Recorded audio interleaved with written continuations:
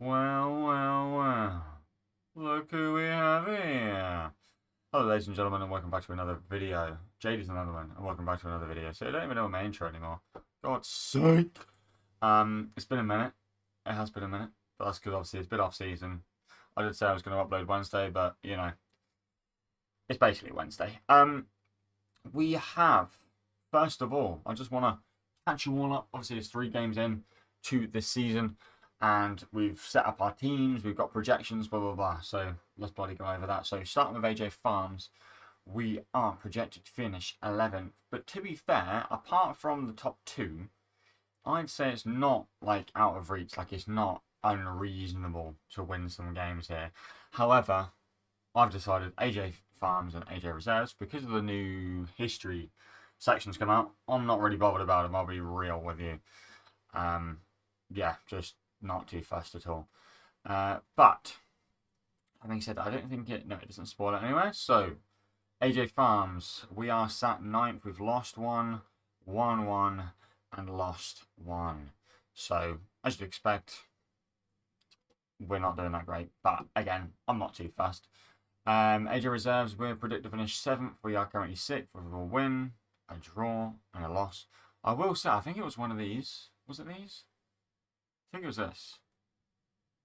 Yeah, on my second game day, I got like 3 red cards out of like my 6 teams. Or 7 or whatever the fuck we've got. So Nikic gets a red card there. And we luckily get a draw. We've done... I don't think we got one of these, did we? No. Didn't go on there, didn't go on there. So then we have AJ yeah, these 2 I'm going to get battered every game. That's all good. AJ Fusions. We've got 2 very, very, very strong opponents in the league. One being Fiorentina Celtica FC. That one's very, very strong. 5 overalls better in MML was than us. Torrente Teros, winnable game. But again, they are a decent way ahead of us. And then below us, yes, we may be predicted to finish first, but we've got 1, 2, 3, 4 other people. Also with... Well, to be fair, they've got a better 11. They've got a better 11 on average. And then the MMR for these guys is literally all 67, apart from mine 67.8. So, they are all losable games. We have already played these guys, though, I believe. And we did get the W. So, we've managed to get a win, and then we lost. So, we lost to Fiorentina Celtica. Who are actually the top rated. They did lose and draw their first games and then luckily beat us. But I thought we got scammed. I had 12 shots, they had 7, 3-2. But my keeper obviously played like absolute horse shit. If he could have scored this instead of getting that off target somehow from the 6-yard box, that would have been fantastic. That was blocked and then that was off target, which isn't ideal. Is what it is. To be fair, I wasn't paying too much attention because if I was, I would have just looked at how they lost, and they lost to a 4-1-3-2 very convincingly against a much worse team. So if I actually studied and looked at it a bit more, then I would have realised that I should have just played the 4-1-3-2 and probably would have beat this guy. So that's on me. But we are still 4th, and we beat these guys as well, which is a good thing. And losing to these guys isn't the end of the world. It's unfortunate that everyone else beat them, or someone beat them and someone lost.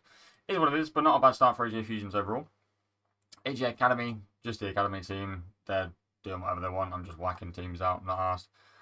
And then we have AJ Espana. I don't know if I just ruined it a little bit, but we are actually in a league that is very good for us, being we have the best 11 on average, we have the best 16 on average, and our MMR is up there. So, when we've drawn one of our games, that's not ideal, especially when it's against these shit cans. However,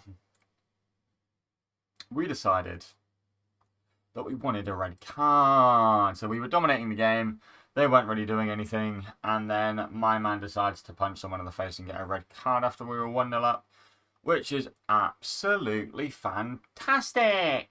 And then we ended up drawing the game with a 0.39 XG and scores from about 40 yards out. But you know what? It is what it is. Moving swiftly on, we have AJ Secura, who are also predicted to finish first, but it's the top three is very tight. Apart from that, it should be a pretty safe game. These guys have actually won all of their first 3 games along with Daenerys. And I think, yeah, we played Aquile de Forli, which is this team, and beat them 1-0. So that's always a good bloody start. And then we beat Deco, and we also beat these guys who also won both of their games to the start with. So that's pretty good. We then have AJ Marinas, who are predicted to finish 11th, which sucks. And we did manage to get ourselves a draw here. I think, was this the other game we got a red card in? No, I feel like it was the first day I got a red card with these.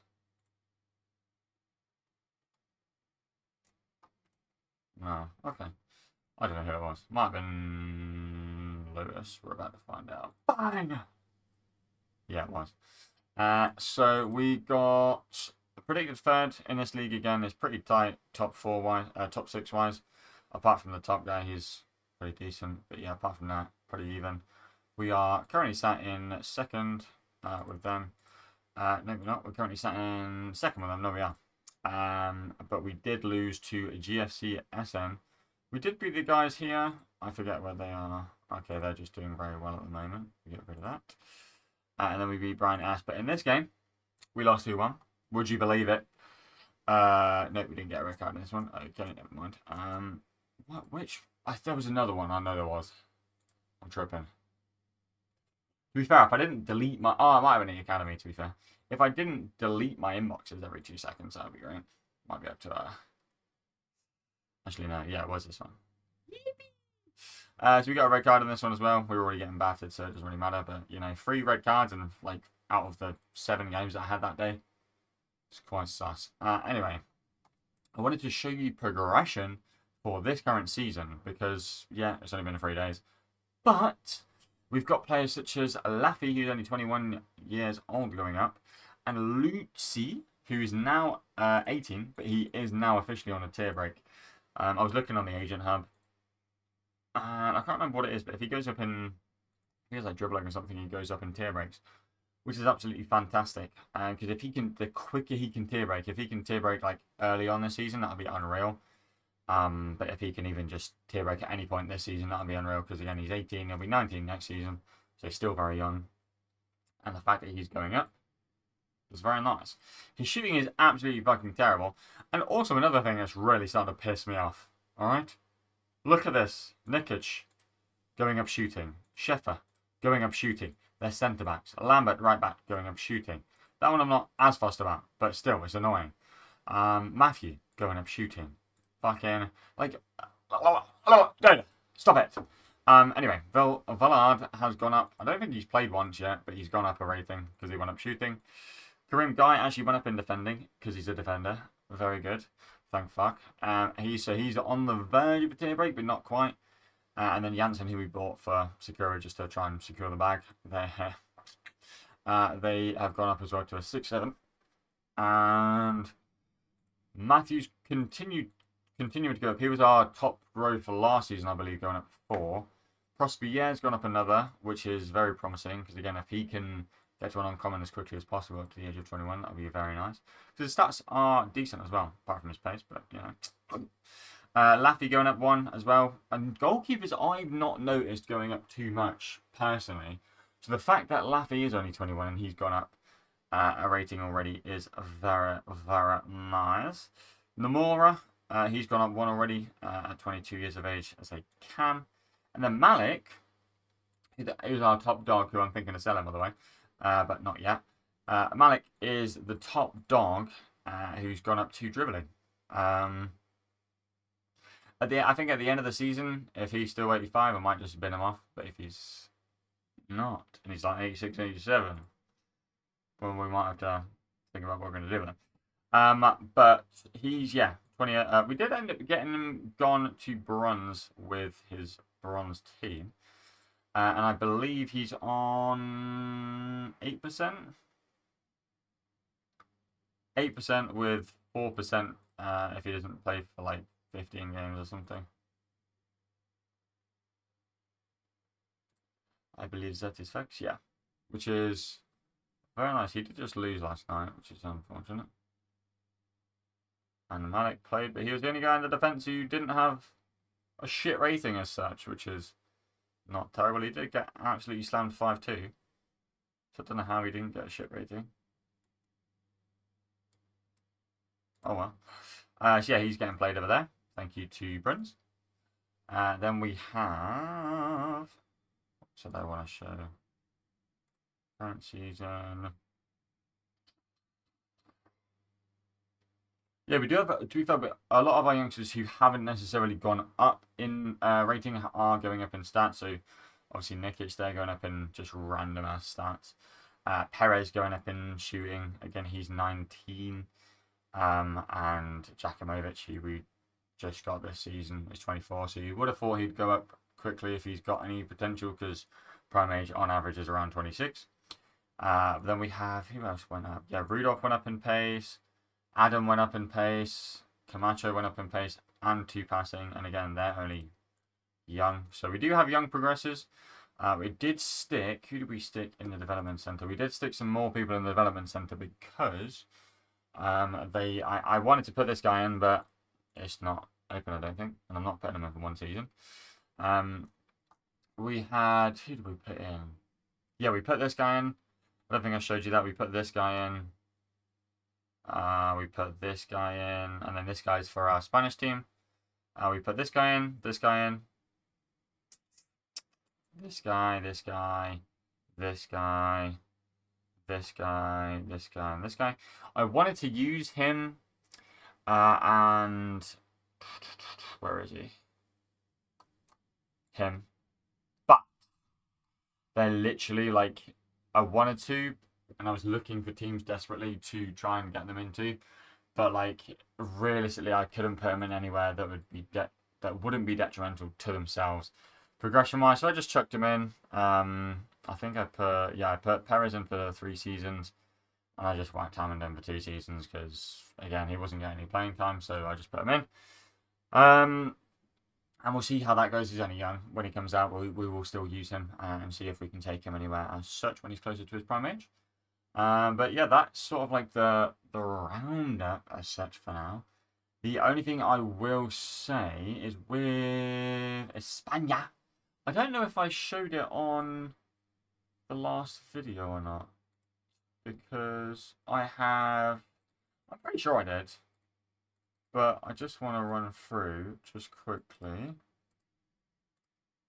Bam, bam, bam. This bad boy.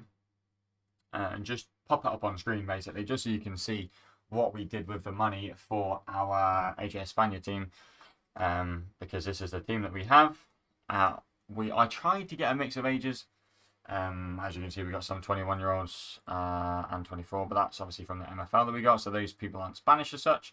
We did get these 2 who I've put in the dev center for 3 seasons to at least give us that longevity in the sense of 3P. If loads of people get the symbol this season, it's not the end of the world, because we've got, well, loads of people, 2 it covers at least. And hopefully they'll be decently up to par when they come out. If not, we just sell them on and get some budget back.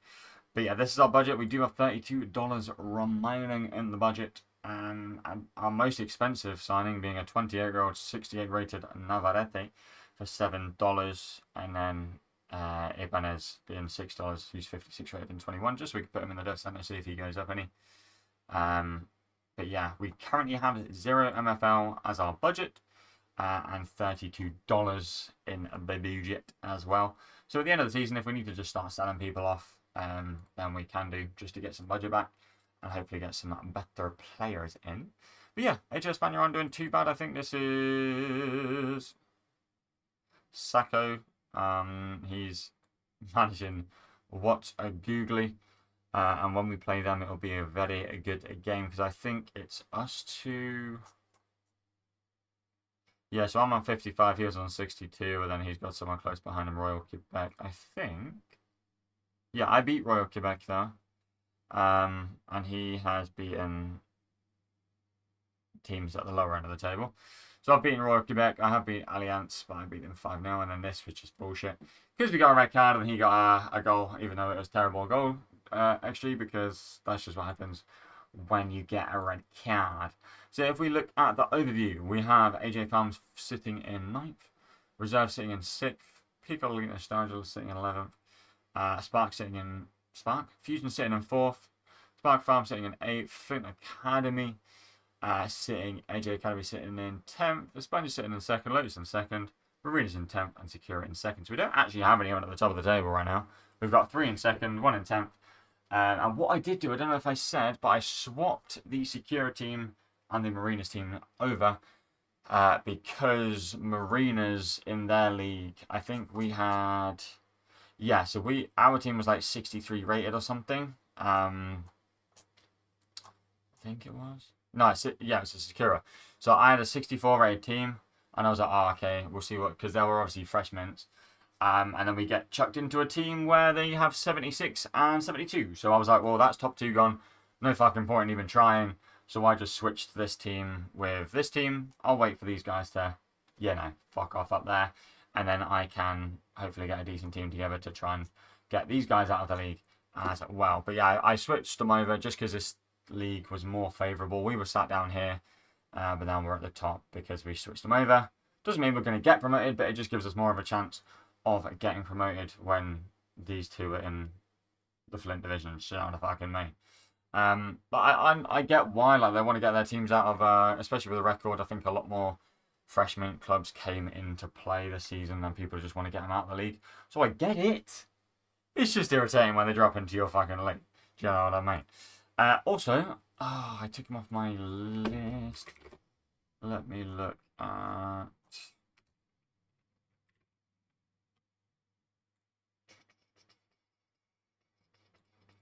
think he's in this team. No, wait. So the guy, yeah, this guy. Oh my god, he's gone up again. The guy that we sold to Vane for, no, to Loopy Chimp for $150, and then got sold for $190, sorry, has gone up twice.